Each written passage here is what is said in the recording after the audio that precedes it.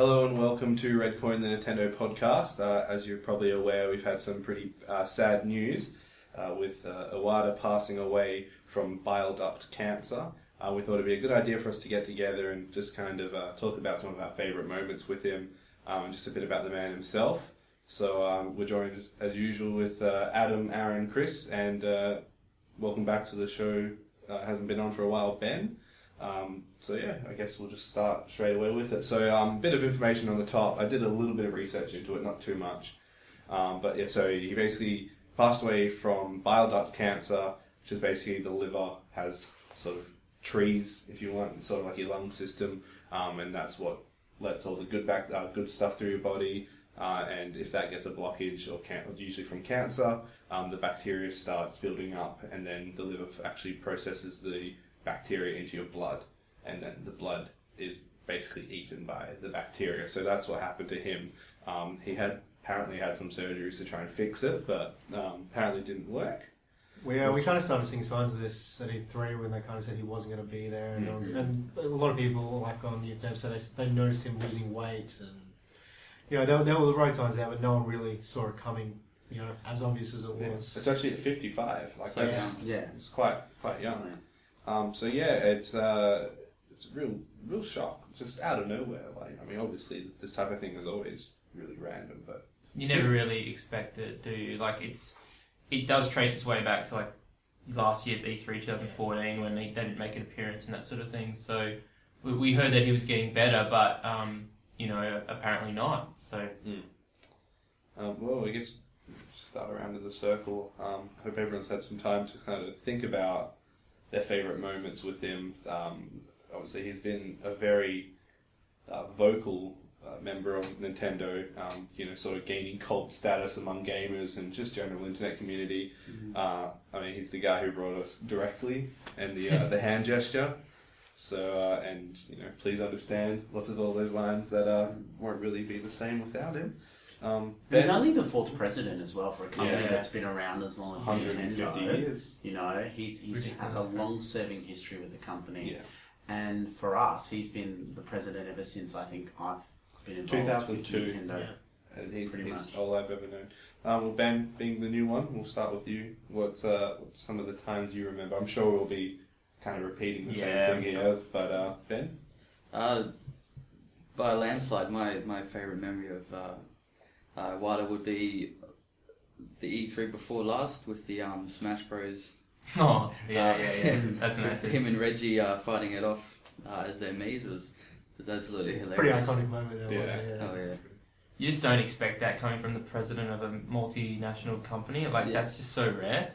And I think it's a testament to the effect that it had on, say, the gaming community at large. We had wide-ranging tributes from all over, and people really felt that he was sort of the people's or the gamers' sort of champion, and that's how he wasn't afraid to be a goofball. He wasn't afraid to just really be unashamed in his love of all things Nintendo, and I think that really works for a company like Nintendo that has that cult following. Well, that's what stood out more than anything for him, was the fact that you could tell that he just genuinely loved it. Like, he loved the company, he loved his work, and that reflected in sort of how he held himself and how he did business. Him and his relationship with Miyamoto as well is like very goofball-esque. They're just kids, really. Yeah, I was looking up some of the videos because Miyamoto put out a statement. Yeah. I'll sum it up. I don't remember it word for word, but it's basically along the lines of deeply saddened to hear this news, and he's overcome with sadness, and that him and Takeda, I'm not sure how you pronounce it, they're the current temporary directors of Nintendo. So they just said, we're just going to keep going in what we planned and what he had planned, because really that's the best thing you could do for him. So that's his baby. You'd want to keep it going. And obviously there's the time for mourning, and this is still the time for mourning, and once that is over, then becomes the time of who succeeds him for permanently, and that's a discussion for another time, I think. Exactly. I'm sure, we'll keep up to date with all that sort of stuff in future podcasts. Yeah. Aaron, what's your memory? I guess for me, he was just, he was that guy that he was a gamer, developer, and then the CEO, wasn't he? He said that there's a popular quote going around. He said, "Now I don't know verbatim right now, but it's him saying pretty much exactly that. And it's like on my business card, I'm a CEO. Corporate president. Yeah, corporate president. In my mind, I'm a game developer, and in my heart, I'm a gamer. Yeah, Yeah. exactly. Yeah. And he busted that out at E3. Yeah. And like one of his first ever E3 public appearances, I think it was, and that's just so powerful. Mm. He's got a lot of. There's another thing I was looking up, just some of his quotes. Another really good one is we're trying to get the widest audience possible, which just summed up sort of his idea. And then another one is games are meant to be one thing above anything else, fun for everyone. And that embodied that, like he was Nintendo's like philosophy, wasn't it? Yeah, the spirit of He was the Nintendo, embodiment of it, for sure. And I guess the other thing I was kind of thinking about today, what happened, being when I saw he was 55, I knew he was probably around that age, but it never really hit me because of his just like childlike persona. You know, he was a guy who grew up in the generation of Pong and stuff like that, in really old school days, and really paved the way for a lot of people who play video games now.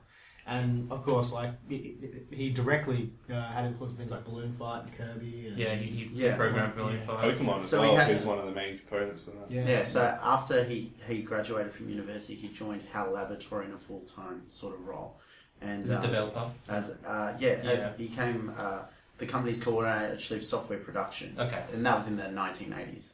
And then so some of the video games he worked on, just rattling these off now: Balloon Fight, Earthbound, and the Kirby games.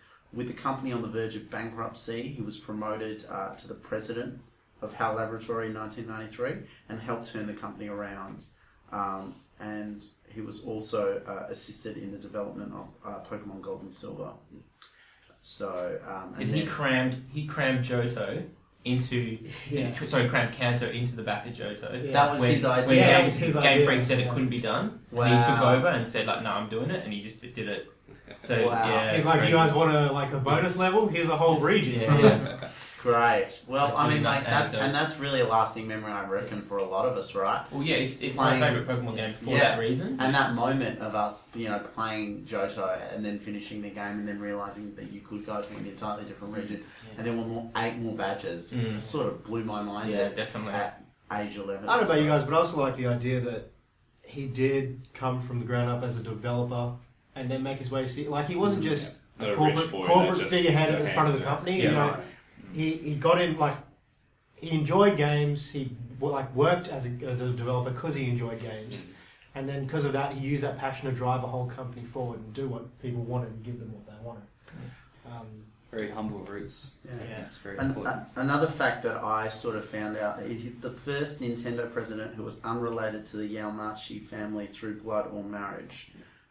So, Which is a big thing over in Japan. Yeah, it's all about the certainly. name. I mean, It's they all have the about- whole adult adoption over there as well Yeah. for that very reason. So that's a huge accomplishment Yes. just in that. well, and he only started at Nintendo in 2000. So to go from president from 2000 to 2002 was quite a sort of meteoric rise. Yeah. From what I understand, the president before him, I can't remember his name right now. It was Hiroshi But Yamauchi. he was a lot more business driven, wasn't he? Yes, it was very traditional in terms of the Yeah. ideas that was he the had. time, especially back then. Japan was very class oriented, and So when he took over, businessmen. I guess for his early days, growing up playing things like Pong, when he took over Nintendo, times were way different compared to now. It was just a whole other era for video games in general. Certainly, I think he took over at a time where Nintendo had just sort of released the GameCube. It wasn't doing so crash hot. There was a lot of question marks on Nintendo's future. Yeah. Maybe more question marks then than now. And kind of like how he did with HAL Laboratory, he was sort of able to turn it around by taking these riskier bets with the DS. the launch of the DS. Well, When someone, if you first heard the idea of a 2 sort of screen console, you would think, how does this work? Is this actually going to be a legitimate thing? I distinctly remember going into like Target and you're seeing the display. It's like DS and then PSP, and the girl at the counter's like, "Which one do you like?" And I'm like, "DS, clearly." And she's just like, "What? Yeah. Like, are you kidding?" Yeah. Like, what are you kidding? Exactly. So Well, that was interesting. While he was the CEO, or at least while he was the director at Nintendo, he was there for their highest earnings for the Wii and the DS, and for the lowest earnings as well. So he was actually there for the best and the worst. yeah. And there was a bunch of stuff about him taking a pay cut during the Wii U, 50%. Yeah, he took a 50% salary Amazing. cut, which that was pretty much his choice as well. Like, he could have just swept that under the rug. Well, so everyone didn't lose their jobs. Yeah, exactly. Because, I mean, again, that's someone who genuinely cares about the company. And that, going back to his predecessor, he did a similar thing. He refused his pension when he left Nintendo, which would have been about $6-7 million back then, or maybe yen. But he refused it just because he thought Nintendo would be able to use that money better than him. And I mean, he owned 10% of stock anyway, and he was like, I think it was 12th richest man in Japan. Wow. So I mean, it's not hard to refuse money when you're already got heaps there. But anyway, Chris, what was your best memory? So yeah, I mean the fight from last a couple of years ago now, 2014 was up there, and I almost chose that. But the one that I remember mainly because I was younger at the time, and it was actually on the verge of the Wii release. I think it was about E3 2005 or 2006 from memory. Don't quote me on that. But it's Iwata, and he's about to reveal the Revolution at the time. You guys remember that? Yes. And he's The just code saying, name for he's Nintendo just saying, 3. like, you know, guys, you guys want a revolution? And he's like, we've got one, and he just pulls it out of his blazer, and it's just like the most boss thing he's like ever done. And he's just like holding it up, and was like, are you serious? So he just pulled the next generation of consoles out of his jacket. Just so epic. He was just, total badass, wasn't he? Yeah, he was. Him and Reggie had like a really good relationship and like persona on stage and stuff. Yeah. It's really cool. But I think that actually probably seeps through to a bit of a friendship. It does seem like Iwata was very active, not just in the Japanese office of Nintendo, but also in the American office of Nintendo as well, with a lot of people having sort of regular FaceTime with him, which goes to show that it sort of was that traditional change from, you know, Nintendo being a Japanese company first to maybe realising that, you know, other markets are just, if not more important. So, yeah. What's your favourite memory, Adam? Yeah, look, I mean, now that we really know it, I would have to say that his development on Pokemon would definitely be my favourite memory of him. You know, just his work on that game and to make Pokemon into the franchise that it was today. I don't know if he wasn't involved in Nintendo or Creatures Incorporated at the time, that Pokemon would have been able to continue to flourish as it would have. So, but just the fact that he was able to bring out the Wii at the time with all those naysayers and turn it into the best-selling console of all time, I think is the lasting memory of him that I'll remember is that his business prowess in taking Nintendo from the bottom of the bottom to essentially... I think it's that dual-edged sword. Like, he was amazing with his business prowess, like you just said, but it was also, you know, his passion for the company. It was both things helped him do what he needed to do. Certainly. It wasn't just being business-minded or having that passion about it. It was both at the same time. Yeah. And it's very hard to find that in gaming. It's very hard to find... Because normally these CEO types, they're either people who've been... Like, if you look at a company like Sony that has a lot of divisions, right? Normally the CEO of Sony Computer Entertainment might be someone who's, you know, worked in TV in the past. Yeah, or TV or other kind of media. Or worked in the camera division of Sony. Just some examples, right? Yeah. Just other divisions of that company. But because Nintendo is predominantly a games company now, and because it's built from that ground up with that sort of hierarchy in mind, I think Satoru Iwata was someone who really embodied that and was sort of the gamers president. Yeah, and I wanted to ask you actually, because when he passed, there was like a lot of tweets coming out from, you know, Sony, Microsoft, third-party developers, and just saying like, you know, he affected their lives in a big way. And I was just wondering what your thoughts were on that, and because you play a lot of, you know, non-Nintendo games as well. Yeah, I think. Well, I mean, Nintendo was around when the game repression was happening and stuff like that, and they really brought it back up. So I think Iwata would have had a massive effect on really everyone. Cause, I saw a few tweets from people. Like I saw a tweet from Adam Boyes, who's the VP of Sony America Computer Entertainment. Yeah. And he was, flooding tributes, and I think there were tributes from Major Nelson, Phil Spencer, and Microsoft as well. So it does seem like both journalists, developers, and gamers alike have really felt it hard. Well, especially the Nintendo community. Like I was saying before we started, I went on Splatoon just to check out the new map, and that's pretty much around the time I found out it happened. And every person who had a picture on their avatar in the Splatoon overworld, every single one said, rest in peace or we'll miss you. A couple people saying like, There's I some wish you had a fan one art. up. Like, there's people putting a lot of time and effort as usual, but for him, I logged on to Splatoon this afternoon and saw exactly the same thing. I feel like we'll be seeing that for quite a few days. It goes to show how popular it was. I mean, there's a lot of people that celebrities when they die, everyone has their own following, but it feels a little different because usually it's like, he was so cool, like he was such a good actor, or oh my god, he was so hot. Whereas this, it's like, it's not just the man, it was his accomplishments. People are saying thank you, they're not just saying rest in peace, they're actually thanking him for everything he did, because... Well, he gave a lot of people childhoods, and, video games sometimes teach a lot of people, things growing up, and, in general, how to be a good person. Well, I'll use that to go off into mine, because I've always been a Nintendo guy. Like, my first console was a 64, and, if I put combined hours in, Nintendo is by far my longest. But I was kind of slow to the actual, smart side of it. I never used to actually, know about the development of it. I never used to care about the actual people behind it. And even directs, I've only been watching directs for, the last 4 or 5 years. So it's interesting to see that all the stuff that I played as a kid pretty much was, if not at least partly because of him, and in most cases solely because of him.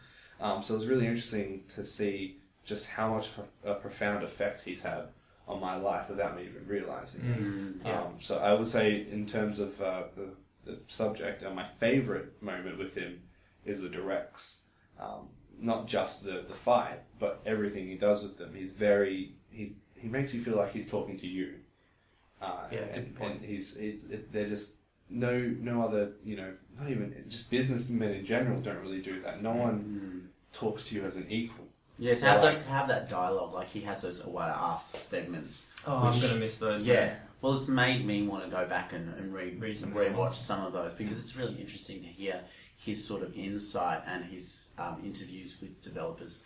Particularly, he's interviewed Shigeru a few times as well, Miyamoto, about his sort of process, and it's interesting to hear. Yeah, it's really weird. Even as we talk about it now, I'm just thinking about how different it would be. Yeah, like if the next direct is going to be very interesting. Yeah, I don't think as a company they'll try and bring it up too much, the actual event itself.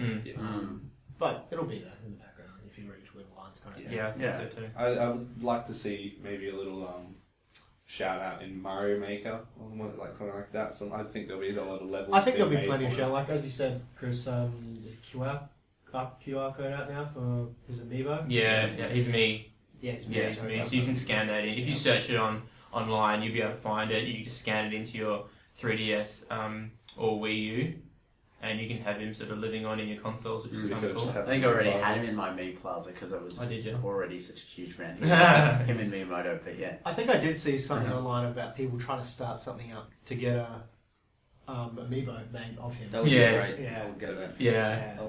That'd be a collector's item for sure. Definitely. It's awkward though because you can't make it seem like it's like a cash in. Yeah, like all proceeds of someone's. Yeah. So I think maybe if it was to go to charity or something like that, then I'd happily. Well, I'm sure he would have been support something involved like in some charities, because it's not like, I'm pretty sure his family wouldn't need all proceeds go to the Iwata family, because they probably have heaps of stocks in it. Yeah, they don't really. That's not what they need. But that's it. It'd be really cool to see. And I'm sure there's going to be a whole bunch of the Mii fighters on Smash Bros. And pretty much anywhere that you can customize, it's going to happen. Well, Aaron, if Nintendo don't make it, fans will make it. Yeah. Of course they will. Yeah. Everyone's got a 3D printer. Yeah. Well, we've got the Mii amiibo coming out. It wouldn't be too difficult to mod Yeah, that. it's true. It'd be interesting to see. Base. So I guess looking into the future, just obviously you don't want to go too far into it out of respect for him, but just sort of the immediate thoughts for who's going to take over, sort of. So we've got Miyamoto and Takeda doing the temporary director now. So what happens from here? Do they, do they promote someone completely new? Do they boost everyone up? Do they bring someone in completely different? Very interesting to see the shift Nintendo will go through and how that will impact, the next console year, the next console, and the next year of games. I mean, we've still got 5 months left of the year, and there's some of the bigger release months, like October, November, especially. Like that's when all the big stuff usually comes out. It's kind of a shame he wasn't able to see in the next generation of what's going to happen with the NX and stuff like that, especially after success with the Wii. Yeah. So. Well, my hope is that that I would want to see Shigeru take over as president, because that means less development time with him on games, and I think his strength is his games, and the games that he develops for are always the ones that most gamers are the most excited for. And I think it's Plus, pretty... I want to see what he does. But with people Mario. kind of thought that when Iwata took over as well, it was kind of like, well, he was a developer first. They didn't want to see him move away from that, but then he ended up, stepping up to the role of CEO and doing really well with it. So. I guess you just want someone that matches that sort of ambition and just keeps the Nintendo message moving forward. I think, yes, they've made a lot of mistakes with the Wii U, but I think they're already riding the ship and they've realised what they need to do. I don't know if they think the Wii U is a lost cause and they're diverting resources to NX. I mean, we've talked about this before on the podcast. It seems like, based on the E3 that we saw, that that's actually the case. But also keeping in mind what we know now, obviously they've gone through a lot this last year. So.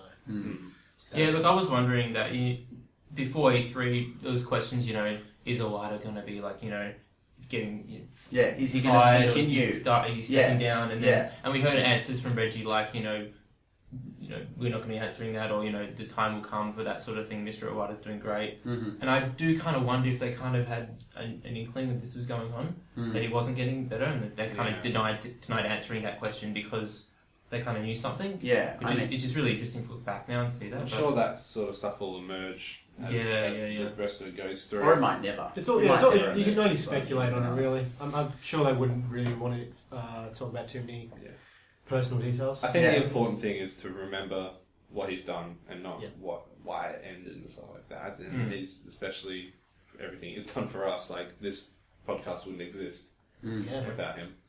So I guess let's probably leave it. We don't even know if Nintendo would exist, to be honest. Well, continue to exist at least. Continue to exist. Sorry. We'll leave it there. Just a great man who's touched all our lives, directly, indirectly, and we'll probably put in a minute silent here at the end, just out of respect for him as well. Just leave it there. Thank you, Mr. Iwata. Yeah, Thank you. Thank you. Thanks for listening.